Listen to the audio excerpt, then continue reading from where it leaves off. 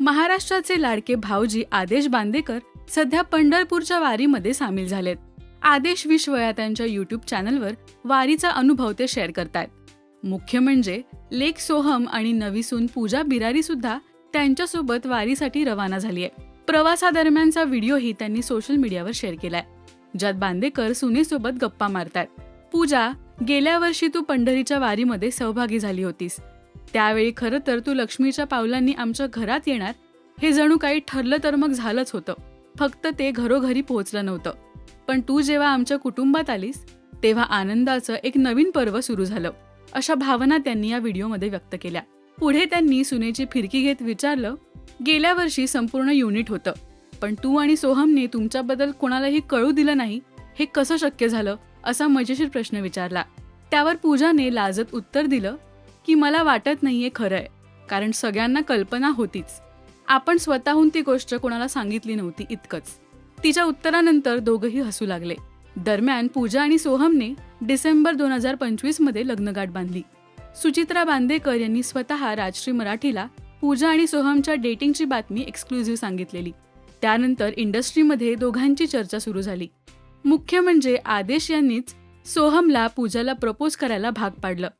तू मर्द असशील तर तिच्याकडून होकार घेशील असं चॅलेंज दिलं. यावरून बाप लेकापेक्षा दोघंही मित्र असल्याचं दिसून येत आहे. हा प्रपोजलचा किस्सा नेमका काय आहे, ऐका.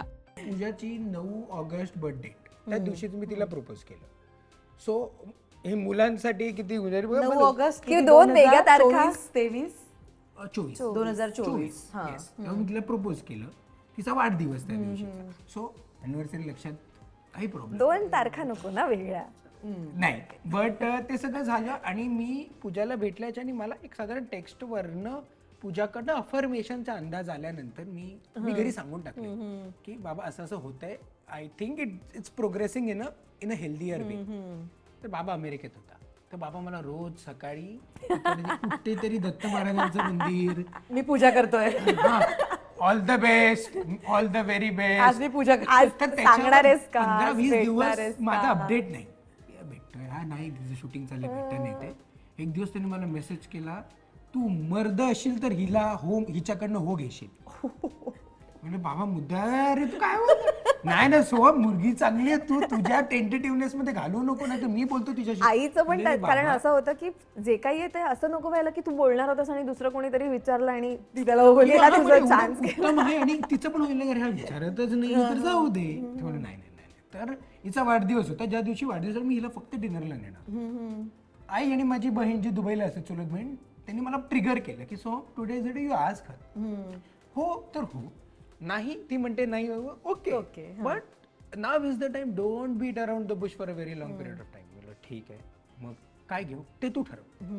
बोललो कधी नाही ते हिच्या बर्थडेला स्वरावस्कीच्या त्या आत गेलो, त्यात कळे ना की रिंग आहे की कानात घालायचं आहे.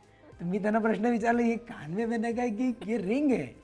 नहीं नहीं नहीं, ये ऐसा है, ये ऐसा दो रहता है, तो मुझे ये कानातले सोपे, पर ते फिटिंग ना झालं बिलं आपल्याला प्रोडक्शन. अच्छा लग रहा है. मी घेतलं.